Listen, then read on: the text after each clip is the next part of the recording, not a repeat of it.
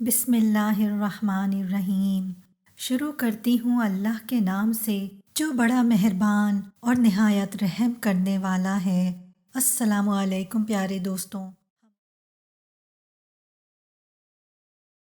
جب بچے 10 سال کے ہو جائیں تو انہیں 5 لوگوں کے پاس مت جانے دینا۔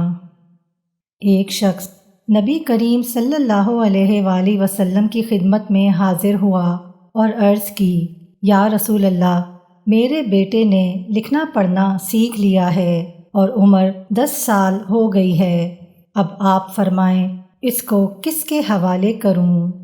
آپ صلی اللہ علیہ وآلہ وسلم نے فرمایا، ہر کام میں ڈالو مگر 5 اشخاص کے حوالے مت کرنا۔ نمبر 1، کفن فروش کے حوالے مت کرنا، کیونکہ کفن فروش میری امت کی موت کی دعا کرتا ہے، حالانکہ پوری روئے زمین سے پیارا مجھے میری امت کا ایک بچہ ہے۔ نمبر 2، سنار کے حوالے مت کرنا، کیونکہ سنار دھوکہ دہی سے پرہیز نہیں کرتا۔ نمبر 3، قصاب کے حوالے مت کرنا، کیونکہ اس کے دل سے رحم دلی ختم ہو جاتی ہے۔